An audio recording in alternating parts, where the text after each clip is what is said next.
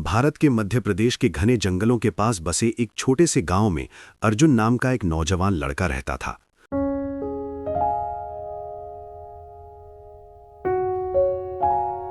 उम्र ज्यादा नहीं थी,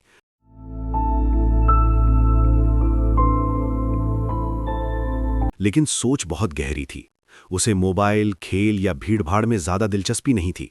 उसे सबसे ज्यादा सुकून जंगल, पेड़ पौधे, जानवर और प्रकृति के बीच मिलता था। हर हफ्ते वो अकेले जंगल की ओर निकल जाता, कभी लकड़ियां बटोरने, कभी बस यूं ही शांति महसूस करने। उस दिन भी वो सुबह सुबह जंगल में गया था। धूप पेड़ों की पत्तियों से छनकर जमीन पर पड़ रही थी। चारों तरफ पक्षियों की आवाजें थीं, लेकिन उस दिन जंगल कुछ अलग ही लग रहा था। अचानक अर्जुन के कानों में एक बहुत ही हल्की, दर्द भरी आवाज पड़ी।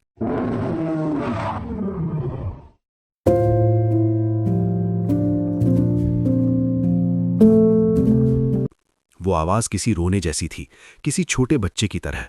अर्जुन रुक गया। उसने ध्यान से सुना। आवाज झाड़ियों के पीछे से आ रही थी। धीरे धीरे वो झाड़ियों के पास पहुंचा।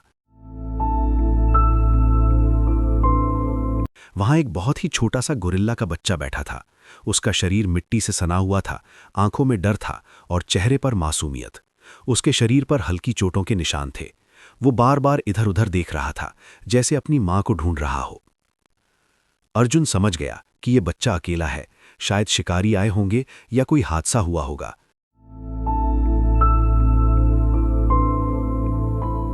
लेकिन अर्जुन ने कोई जबरदस्ती नहीं की। वो वहीं बैठ गया, शांत होकर। उसकी आंखों में डर नहीं, बल्कि अपनापन था। कुछ देर बाद गोरिल्ला का बच्चा खुद धीरे धीरे उसकी ओर बढ़ा और उसकी उंगली को अपने छोटे से हाथ में पकड़ लिया।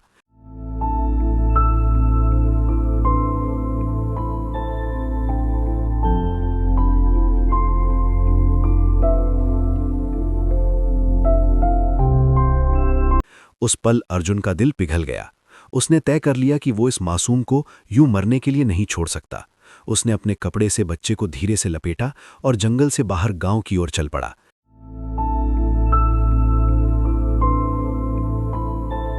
रास्ते भर वो बच्चे से बातें करता रहा, जैसे वो कोई इंसान का बच्चा हो।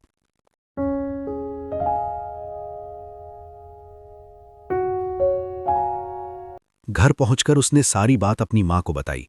मां पहले घबरा गईं, लेकिन जैसे ही उन्होंने उस मासूम चेहरे को देखा, उनका दिल भी मान गया। उन्होंने बच्चे को दूध पिलाया।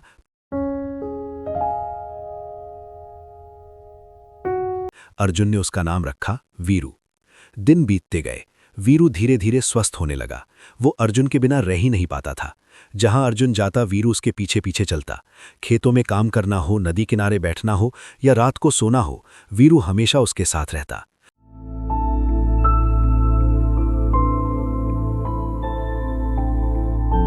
गांव के लोग उसे देखकर हैरान होते थे।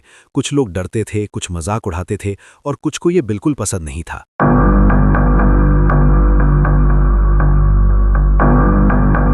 उसकी ताकत बढ़ने लगी, शरीर मजबूत होता गया, लेकिन उसका दिल आज भी उतना ही मासूम था। वो अर्जुन की हर बात समझता था। अगर कोई अर्जुन से ऊंची आवाज में बात करता, तो वीरू उसके सामने आकर खड़ा हो जाता, बिना कुछ कहे, बस अपनी मौजूदगी से।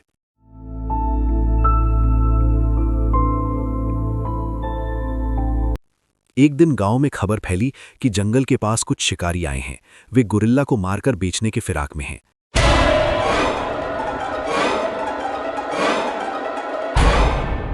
ये सुनकर अर्जुन का दिल बैठ गया। उसे डर था कि कहीं वीरू को कुछ हो ना जाए।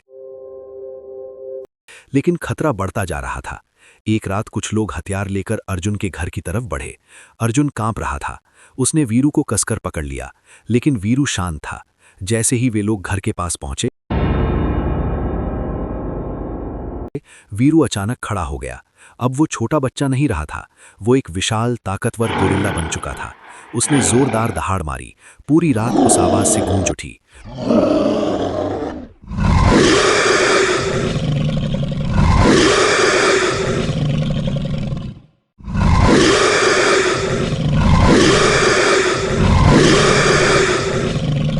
लोग डर के मारे वहीं रुक गए। किसी की हिम्मत नहीं हुई आगे बढ़ने की। कुछ ही पल में सब भाग खड़े हुए। अर्जुन की आंखों से आंसू बहने लगे। उसने वीरू को गले लगा लिया। उस रात अर्जुन समझ गया कि वीरू सिर्फ उसका दोस्त नहीं, उसका रक्षक भी है। लेकिन अगले ही दिन अर्जुन ने एक कठिन फैसला लिया। वो जानता था कि वीरू को गांव में रखना अब सुरक्षित नहीं है। वो उसे वापस जंगल छोड़ने ले गया। जंगल के किनारे दोनों देर तक खड़े रहे। अर्जुन की आंखों में आंसू थे। वीरू भी उसे छोड़ना नहीं चाहता था। वीरू ने एक बार जंगल की ओर देखा, फिर अर्जुन की ओर। वो समझ चुका था, लेकिन वो गया नहीं। वो वहीं रुक गया, जंगल और इंसानों के बीच, दोनों की दुनिया का रक्षक बनकर। आज भी गांव वाले कहते हैं कि जब भी जंगल से खतरा आता है, एक विशाल गोरिल्ला सबसे पहले सामने खड़ा हो जाता है और दूर से एक लड़का उसे देखकर मुस्कुरा देता है। ये कहानी सिर्फ दोस्ती की नहीं, बल्कि भरोसे, ममता और इंसानियत की कहानी है। अगर वीडियो अच्छी लगे तो चैनल को सब्सक्राइब जरूर करना।